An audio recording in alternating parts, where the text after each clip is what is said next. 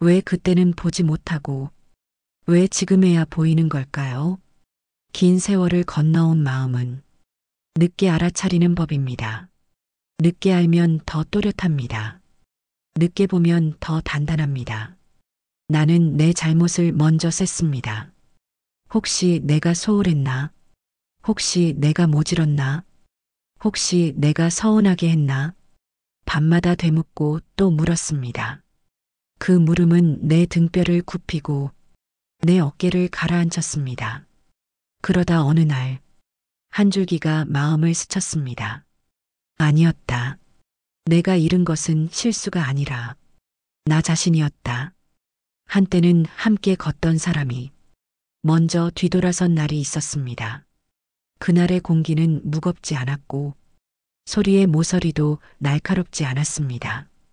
그저 작은 무심이 이어졌고 작은 회피가 포개졌고 작은 거짓이 자리를 잡았습니다. 나는 눈치가 둔했습니다. 그러나 둔했다는 말은 내가 덜 사랑했다는 뜻이 아니라 끝까지 믿고 싶었다는 뜻이었습니다. 사람들은 내게 말했습니다. 이제 그만 잊으라고, 이제 그만 털어내라고. 나는 고개를 끄덕였지만 마음은 고개를 젖혔습니다. 잊는다는 말은 쉬워도 사람의 시간은 그렇게 움직이지 않습니다. 상처는 사라지는 것이 아니라 제자리를 바꿔 잠들 뿐입니다. 나는 그 잠든 자리를 하루에도 몇 번씩 어루만졌습니다. 나는 끝없이 나를 살폈습니다. 내 말이 거칠었나? 내 숨이 짧았나? 내 걸음이 냉랭했나? 그러나 지나온 장면을 거꾸로 돌려보면 늘 같은 벽 앞에 서게 되었습니다. 그이는 나를 보지 않았고 나의 하루를 묻지 않았고 내가 한 수고를 당연히 여겼습니다. 나는 그 빈자리를 채우려 애썼고 더 부지런히 웃었고 더 조용히 견뎠습니다. 견딘다는 말은 나를 잃는다는 말과 가까웠습니다. 어느 저녁 식탁 위 국이 식어가던 순간이 있습니다. 나는 그이의 눈빛을 살폈고 그이는 먼 어딘가를 보았습니다. 그 먼 곳은 처음에는 일처럼 보였고 다음에는 피곤처럼 보였고 끝내는 다른 마음처럼 보였습니다. 나는 그 마음의 문턱에서 멈춰섰고 그이는 문을 넘어 사라졌습니다. 그날도 나는 내 잘못을 찾았습니다. 그러나 시간이 지나 알게 되었습니다. 잘못은 문턱을 넘어간 발걸음에 있었지. 문턱을 지키고 선 나의 침묵에 있지 않았다는 것을. 나는 나를 낮추며 버텼습니다. 그이가 돌아오리라 믿으며 한때의 다정이 다시 피어나리라 믿으며 기다림은 처음에는 믿음이었지만 나중에는 나를 지우는 의식이 되었습니다. 기다리는 동안 나는 나에게 묻지 않았습니다. 너는 괜찮으냐? 너는 오늘을 잘 건너느냐? 너는 너를 잃지 않았느냐? 그 질문을 놓친 대가로 나는 기나긴 밤을 독하게 건너야 했습니다. 사람은 마음을 다치면 먼저 자신을 탓합니다. 그 다음에는 세상을 탓합니다. 그리고 오래 지나 비로소 원인을 바라봅니다. 나는 마지막 자리에 다다랐습니다. 그이가 다른 길을 택한 까닭을 이제는 말할 수 있습니다. 그이는 허전함을 스스로 마주하지 못했고 외로움을 스스로 다루지 못했고 욕망을 스스로 가라앉히지 못했습니다. 그이는 집을 떠나기 전부터 이미 마음에서 나를 떠났습니다. 나는 그 떠남을 늦게 보았을 뿐입니다. 늦게 보았다는 죄는 없습니다. 늦게 알아차렸다는 어리석음도 없습니다. 사람은 사랑할 때 눈을 감고 사랑이 꺼질 때 눈을 뜨는 법입니다. 나는 내 눈을 탓하지 않습니다. 이제는 다만 눈뜨기를 선택합니다. 내 잘못이라 여겼던 무수한 조각들은 실은 믿음의 조각이었습니다. 그 조각들 위로 그이는 제 욕망을 올려놓았고 나는 제 양심을 올려놓았습니다. 한쪽은 가벼워졌고 한쪽은 무거워졌습니다. 무거워진 쪽이 끝내 주저앉았습니다. 나는 끝으로 이렇게 고백합니다. 내가 잘못한 것은 미련하게도 오래 참고, 미련하게도 오래 믿고, 미련하게도 눈치 못 챈 일이었습니다. 그러나 그 미련은 사람을 사람으로 만든 마지막 끈이었습니다. 그 끈을 쥔 내가 부끄럽지는 않습니다. 부끄러워야 할 미련은 떠나는 발걸음을 정당화한 쪽에 있습니다. 오늘 나는 다른 방식으로 나를 세웁니다. 누구의 시선으로가 아니라 나의 호흡으로 하루를 엽니다. 나의 걸음으로 저녁을 닫습니다. 나는 더 이상 그이가 남긴 빈자리의 모양으로 살지 않습니다. 나는 나의 자리를 새로 깔고 나의 그릇을 새로 덮입니다. 사람이 사람에게 배운 것 가운데 가장 쓰라리고도 소중한 것은 무너짐을 통해 서는 법입니다. 나는 무너진 자리에서 배웠고 그 배움으로 다시 섭니다. 지금 이 밤 누군가는 여전히 자신을 탓할 것입니다. 그 마음의 골짜기에서 이 한 줄만 건네고 싶습니다. 당신의 잘못이 아니라는 말, 당신이 늦게 봤을 뿐이라는 말, 늦게 본 사람은 더 깊이 보게 됩니다. 깊이 본 사람은 더 단단히 서게 됩니다. 그 단단함으로 내일을 여는 일, 그것이 이별 뒤에 남겨진 우리의 첫 공부입니다. 나는 이제 묻지 않습니다. 왜였을까? 어디서였을까? 대신 이렇게 답합니다. 그이는 그이의 부족으로 떠났고 나는 나의 온기로 남았습니다. 남은 사람의 몫은 무너지지 않는 법을 익히는 것이고 떠난 사람의 몫은 자신의 빈자리를 마주하는 것입니다. 각자의 몫이 분명해진 밤, 나는 비로소 나를 용서합니다. 그리고 조용히 속삭입니다. 내가 잃은 것은 사랑이 아니라 나를 잊었던 시간들이었다고, 이제는 잊지 않겠다고.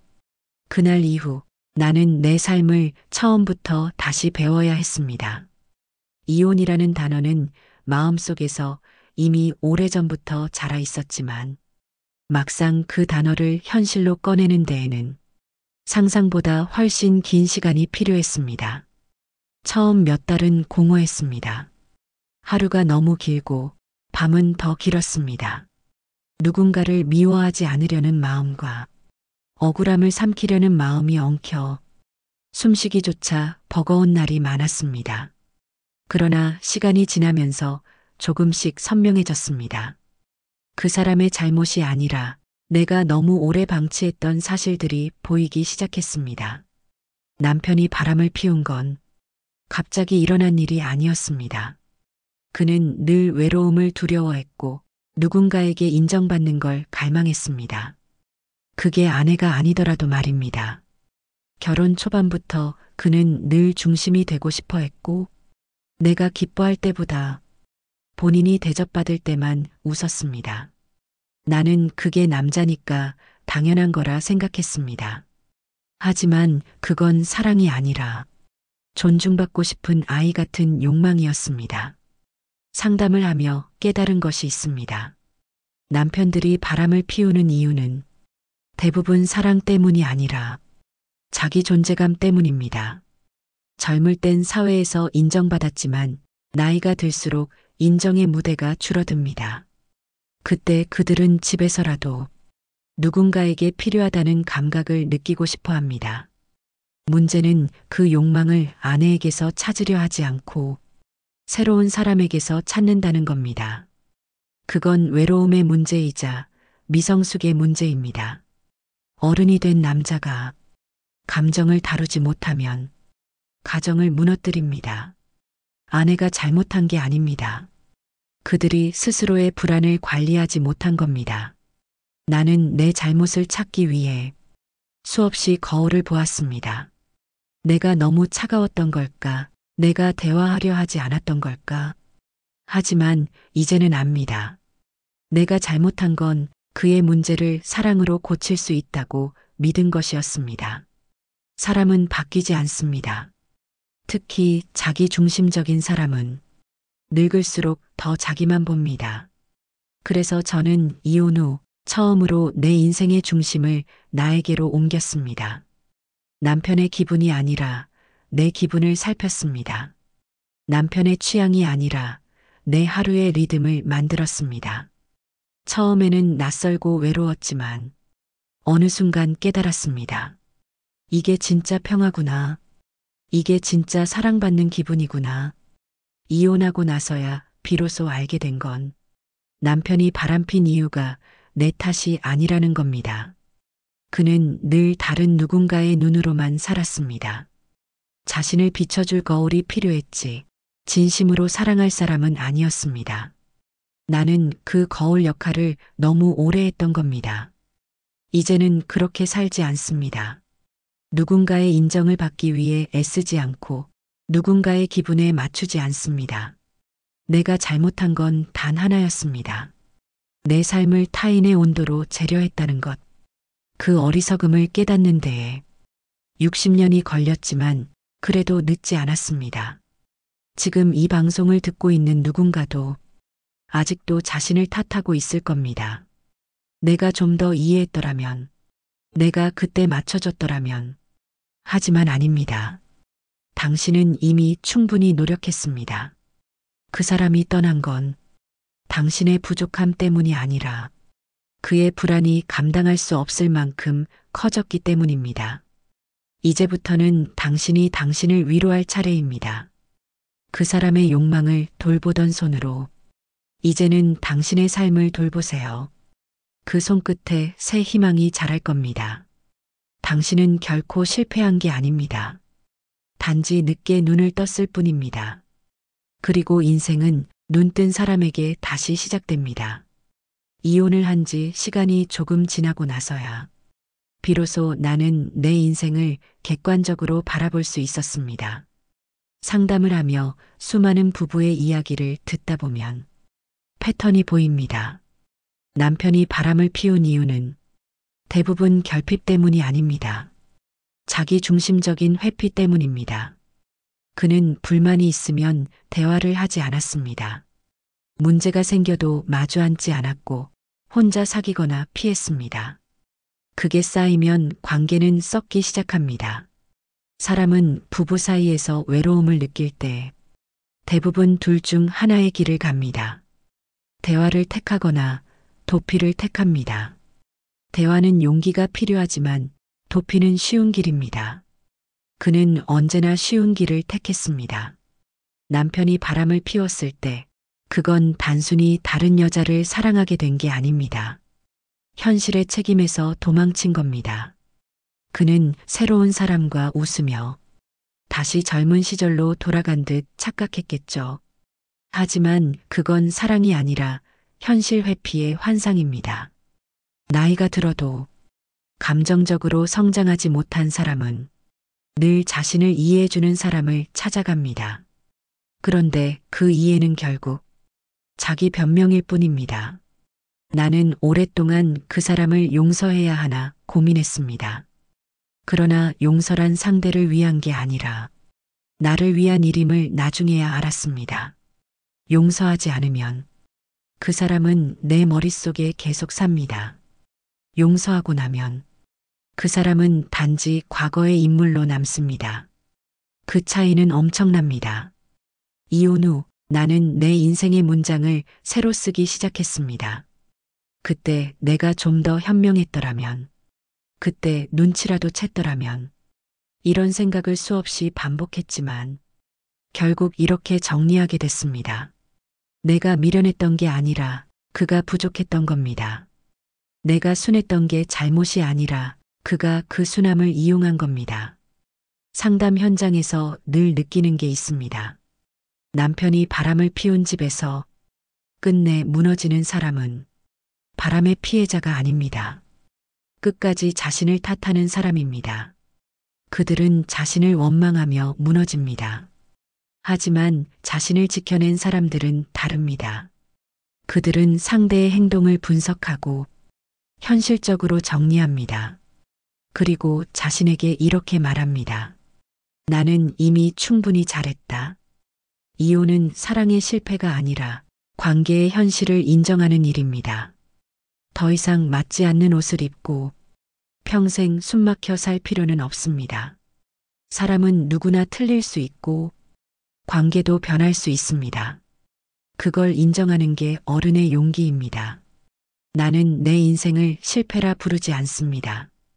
그 사람과의 세월은 내 인생의 교재였습니다. 그 교재를 통해 배운 것은 단 하나, 사람은 결국 본성대로 산다는 겁니다.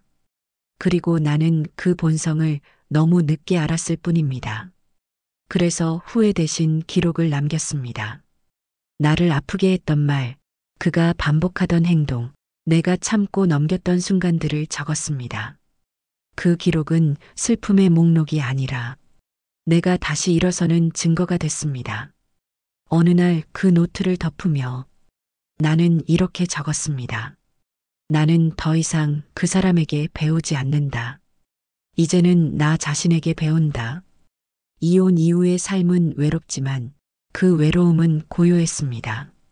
누구의 기분을 살피지 않아도 되고 누구의 눈치를 보지 않아도 되는 삶. 그 자유가 처음에는 낯설었지만 곧 익숙해졌습니다. 사람은 잃어야 비로소 깨닫습니다. 내가 얼마나 나를 외면하며 살았는지를요. 나는 그때부터 하루의 중심을 그 사람이 아니라 나 자신에게 두었습니다. 내가 먹고 싶은 걸 해먹고 내가 가고 싶은 곳을 갔습니다. 그리고 마음속에서 조용히 이렇게 말했습니다.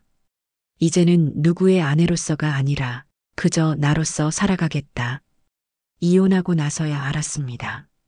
사람을 잃은 게 아니라 나를 되찾은 거였습니다. 그 사실을 깨닫는 데에 60년이 걸렸지만 그 시간은 결코 헛되지 않았습니다. 그 오랜 미련 덕분에 이제는 어떤 사랑이든 나를 잃지 않고 할 수 있을 것 같습니다. 이혼은 끝이 아니라 내 삶의 첫 주어를 되찾는 일이었습니다. 그 주어는 더 이상 우리가 아니라 나로 시작합니다.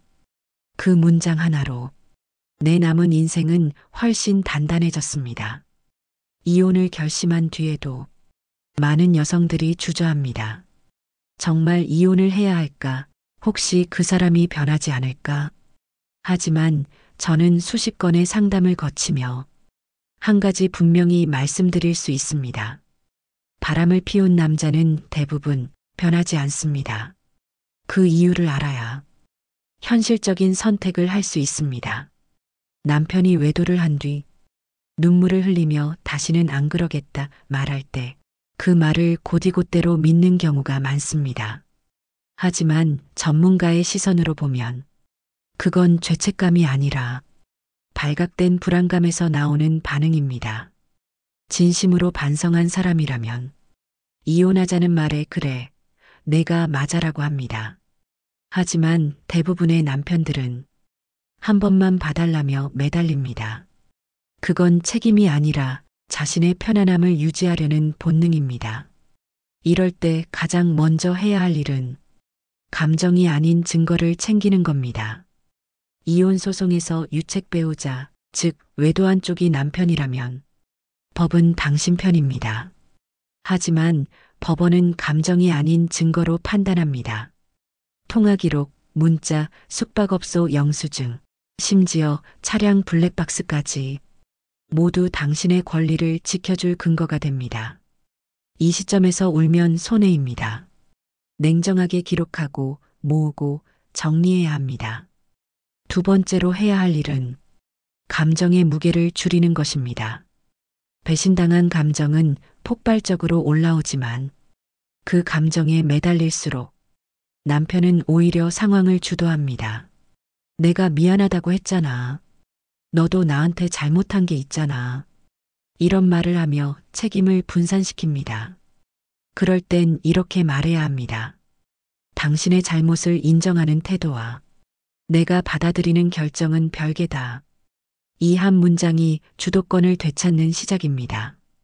그리고 세 번째, 가장 현실적인 문제는 경제입니다. 오랜 결혼 생활 후의 이혼은 정서보다 생존의 문제로 이어집니다. 남편 명의의 재산, 연금, 부동산, 예금, 이 모든 건 공동재산으로 인정받을 수 있습니다. 이혼을 준비할 때는 분노보다 자산 분리에 집중해야 합니다. 재산 명시 신청, 금융거래 내역 확인, 연금 분할 청구 이런 단어들이 생소해도 지금 반드시 알아야 합니다. 법적으로 남편이 유책 배우자라면 당신은 훨씬 유리한 입장에 있습니다. 단 감정적 복수보다 제도적 복수를 해야 합니다. 감정적으로 복수하려 들면 법정에서는 오히려 불리해집니다. 아내도 폭언을 했다, 물건을 던졌다. 이런 진술 하나로 유책의 중심이 흔들릴 수 있습니다. 진짜 복수는 감정이 아니라 결과로 보여주는 겁니다. 그는 잃을 걸 잃게 두세요. 당신은 잃을 걸 잃지 않도록 준비하세요. 또 하나의 중요한 조언, 이혼 후의 삶을 반드시 설계해야 합니다. 상담을 하다 보면 남편의 외도보다 이혼 후의 불안 때문에 주저하는 분들이 많습니다. 하지만 현실적으로 말해 이혼 후에도 인간은 혼자 살 수 있습니다. 혼자가 불행이 아니라 타인에게 휘둘리지 않는 삶이 진짜 자유입니다. 실제로 60대 이후 이혼한 여성 중 경제적, 정서적으로 안정된 삶을 사는 분들의 공통점은 미리 준비한 사람입니다. 집을 팔아도 본인 명의로 바꾸고 연금은 나눠받고 필요하면 법률구조공단의 도움을 받습니다. 이혼은 감정이 아니라 계약의 종료라는 사실을 잊지 말아야 합니다. 계약이 종료되면 당신은 더 이상 그 사람의 그림자에 있을 이유가 없습니다. 상담자로서 단언합니다. 이혼 후 진짜 후회하는 여성은 남편을 놓은 사람 아니라 자신을 지킬 준비를 못한 사람입니다. 눈물보다 서류, 분노보다 기록, 그게 당신을 구합니다. 이제는 남편이 잘못했느냐가 아니라 내가 어떻게 다시 일어설 것이냐가 핵심입니다. 남편은 결국 스스로의 불안을 향해 도망친 사람입니다. 그러나 당신은 자신의 인생을 다시 책임질 준비가 된 사람입니다. 그 차이가 인생을 가릅니다. 남편의 외도는 당신의 실패가 아닙니다. 그건 그의 선택이었고 당신의 새로운 출발점이 될 사건이었습니다. 이제 그 시간을 증거로 배움으로 바꾸세요. 그리고 이렇게 말하세요. 나는 그 사람 때문에 무너진 게 아니라 그 사람 덕분에 강해졌다. 이 한 문장이 이혼 이후의 당신을 지켜줄 겁니다. 이제 울지 말고 계산하세요. 이제 원망하지 말고 준비하세요. 그게 진짜 복수이자 가장 현명한 회복입니다. 이혼 후의 삶은 결코 쉽지 않습니다. 특히 노년기에 들어서면 정서적 공허함보다도 경제적 현실이 먼저 다가옵니다. 그래서 저는 상담 때마다 이렇게 말합니다. 이혼은 감정의 전쟁이 아니라 생존의 전략입니다. 남편이 유책 배우자라면, 즉 바람을 피웠다면 그 순간부터 상황은 완전히 달라집니다. 법은 감정보다 냉정하지만 책임을 진 쪽에게는 반드시 대가를 묻습니다. 하지만 그 대가를 받아내기 위해선 감정적인 피해자가 아니라 현실적인 전략가가 되어야 합니다. 이혼 직후 가장 먼저 해야 할 일은 경제적 지도를 다시 그리는 것입니다. 그동안 남편 명의로 되어 있던 통장, 부동산, 보험, 그 안에 당신의 몫이 들어 있습니다. 많은 아내들이 남편이 번 돈이니까 하며 스스로를 지워버립니다. 하지만 법은 그렇게 보지 않습니다. 부부 공동재산은 소득의 크기보다 기여도로 판단합니다. 가정을 지키고 자녀를 키우고 생활을 유지해온 당신의 시간 자체가 경제적 기여로 평가받습니다. 따라서 이혼을 준비할 때는 감정보다 계산이 앞서야 합니다. 남편이 바람을 피웠다면 당신이 불리할 이유는 단 하나도 없습니다. 그의 외도는 명백한 유책 사유이며 법원은 그 사실 하나로 재산 분할과 위자료를 유리하게 인정합니다. 하지만 입증되지 않으면 말뿐입니다. 그래서 증거가 생명입니다.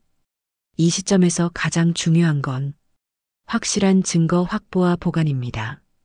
메시지, 통화 내역, 차량 블랙박스, 카드 사용 기록. 이 중 단 하나만으로도 당신의 권리가 뒤집힐 수 있습니다. 또한 절대 혼자 싸우지 마세요. 법률구조공단, 여성가족부 상담센터, 심리상담기관에서 도움을 받으세요. 무료 법률 상담만으로도 방향이 완전히 달라집니다. 그리고 이혼 소송에서 가장 자주 발생하는 실수는 감정의 폭발입니다. 남편에게 쏟아낸 분노 한마디가 상호 비난으로 기록되는 순간 법적 우위는 흔들립니다. 그는 이미 변호사와 함께 철저히 시나리오를 짜고 나올 겁니다. 그에 맞서 싸우려면 눈물이 아니라 증거, 분노가 아니라 전략이 필요합니다. 많은 여성들이 그래도 나중에 후회하지 않을까 묻습니다. 하지만 후회란 감정은 준비하지 않았을 때 오는 겁니다. 경제적으로, 정서적으로, 법적으로 준비가 되어 있다면 이혼은 결코 패배가 아닙니다. 오히려 회복의 시작입니다. 그리고 무엇보다 중요한 건 복수의 방향입니다. 진짜 복수는 감정적으로 그를 무너뜨리는 게 아닙니다. 그가 놓친 삶을 당신이 멋지게 살아내는 것입니다. 그는 여전히 누군가의 인정을 갈망하며 살겠지만 당신은 스스로의 인생을 다시 세워갑니다. 그 차이가 진짜 복수입니다. 한 번은 이런 상담이 있었습니다. 오랜 세월 남편의 외도를 모른 척해온 여성이었습니다. 하지만 60대 후반 남편이 집을 나가며 나는 평생 자유롭게 살고 싶다고 말했죠. 그녀는 조용히 대답했습니다. 그래요, 당신은 자유를 택했으니 나는 권리를 택하겠습니다. 그녀는 그 말 그대로 실천했습니다. 변호사를 선임하고 연금 분할 신청을 하고 남편 명의 부동산을 공동재산으로 증명했습니다. 결과적으로 그녀는 재산의 절반과 월 연금의 3분의 1을 받아냈습니다. 그리고 웃으며 말했습니다. 이제야 진짜 혼자가 됐지만 평생 중에 처음으로 내 인생을 살아요. 이게 복수입니다. 말 한마디의 감정보다 문서 한 장의 사실이 더 강력합니다. 그는 이제 자유를 얻었지만 그 자유는 책임 위에서만 의미가 있습니다. 그리고 당신은 그 책임을 정확히 물은 겁니다. 이혼은 단순히 관계의 끝이 아니라 삶의 구도를 다시 짜는 일입니다. 남편이 외도를 했다면 그건 그의 문제이자 당신이 더 이상 희생하지 않아도 된다는 신호입니다. 이제는 죄책감이 아니라 권리를 챙기세요. 그게 인생의 후반전을 현명하게 사는 법입니다. 그리고 꼭 기억하세요. 남편이 바람을 피웠다면 그는 이미 가정을 버린 사람입니다. 그러나 당신은 이제부터 자신을 다시 세울 사람입니다.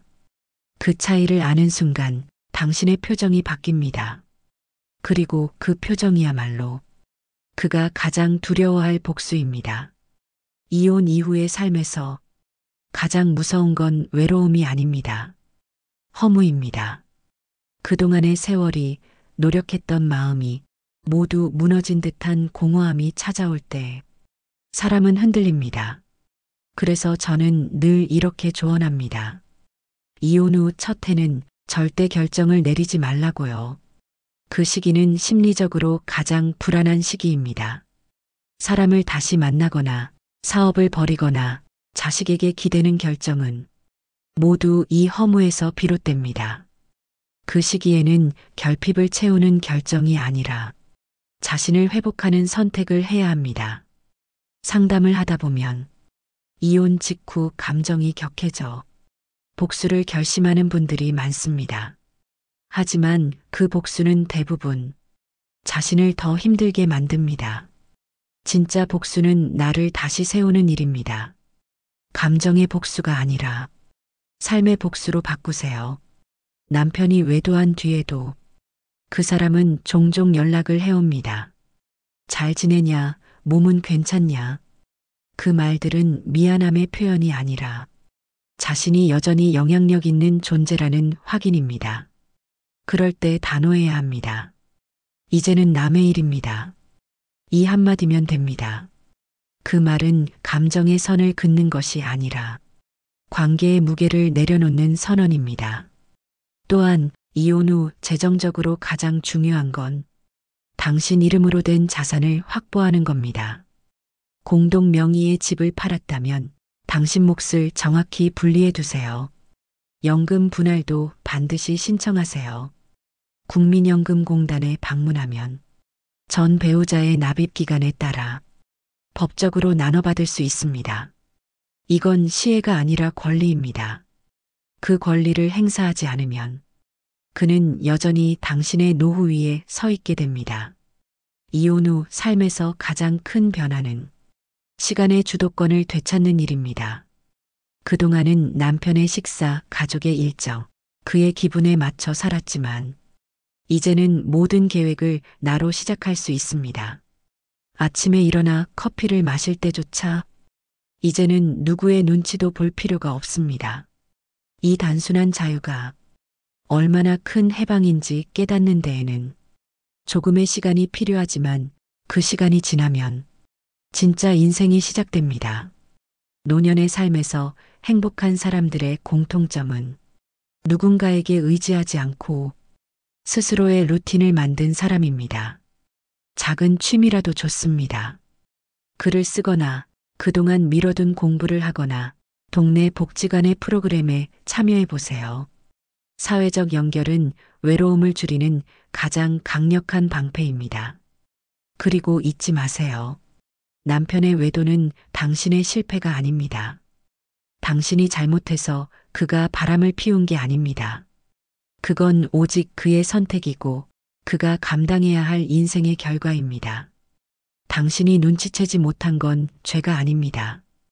오히려 그건 당신이 신뢰할 줄 아는 사람이었기 때문입니다. 그 신뢰는 잘못된 게 아닙니다. 단지 그 신뢰를 받을 자격이 없는 사람에게 준 것뿐입니다. 이제는 그 신뢰를 나 자신에게 주세요. 내가 내 편이 되어야 다시는 누군가에게 휘둘리지 않습니다. 이혼은 끝이 아니라 삶의 구조를 새로 짜는 일입니다. 그 구조 안에서 당신의 이름으로 된 계좌, 당신의 시간, 당신의 건강, 이 세 가지를 지키면 그 어떤 후회도 남지 않습니다. 그리고 언젠가 그 사람의 소식을 들을 날이 올 겁니다. 그때 감정이 요동친다면 이 말을 떠올리세요.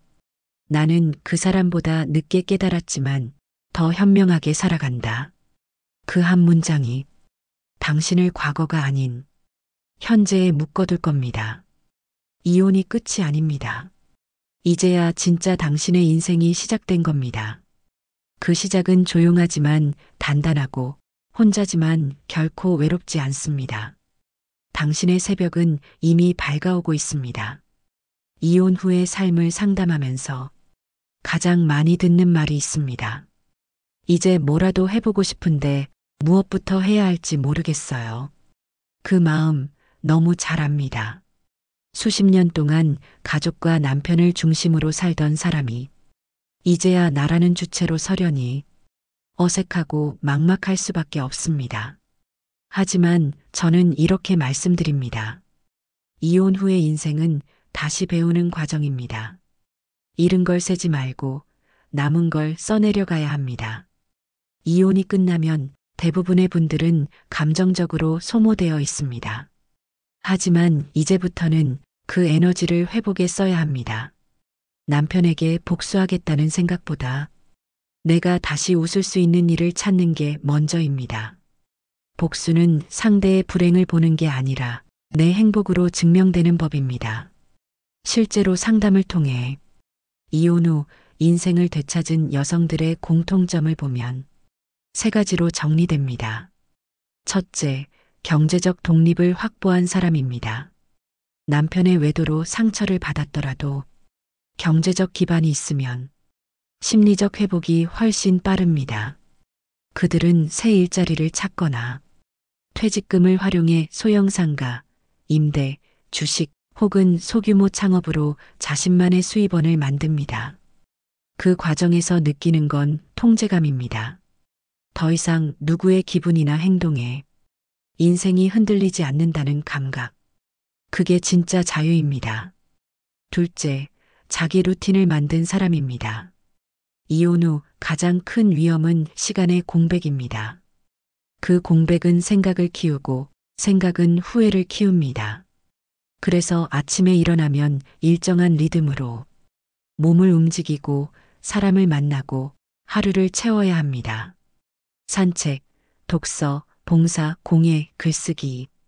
이런 작은 루틴들이 삶의 방향을 다시 세워줍니다. 하루의 리듬을 잃지 않는 사람은 다시 사랑할 수도 있고 다시 웃을 수도 있습니다. 셋째, 과거를 정리한 사람입니다. 이혼 후에도 많은 분들이 남편의 행동, 말, 기억에 붙잡혀 있습니다. 하지만 그건 당신의 과거이지 당신의 현재가 아닙니다. 사진을 정리하고 공유 물건을 정리하고 그 사람과 얽힌 공간에서 벗어나야 합니다. 정리는 잊기가 아니라 정해 내리기입니다. 그 일은 당신이 주도해야 합니다. 이건 내 인생의 일부였지만 이제는 내 인생의 전부가 아니다. 이 말 한 줄이 정리를 완성시킵니다. 이제부터의 인생은 누구와 사느냐보다 어떻게 혼자 있느냐의 싸움입니다. 남편이 바람을 피웠고 그 잘못으로 관계가 무너졌다면 그건 당신의 실패가 아니라 그의 수준이 거기까지였던 겁니다. 그 사람은 더 이상 당신의 거울이 아닙니다. 당신은 이제 스스로를 비춰볼 수 있는 사람입니다. 그리고 꼭 이 말을 남기고 싶습니다. 당신이 잃은 것은 남편이 아니라 남편에게 맞춰 살던 과거의 나입니다. 그 과거를 버려야 새로운 나로 다시 태어날 수 있습니다. 당신은 그저 남편을 잃은 게 아니라 자신을 되찾은 겁니다.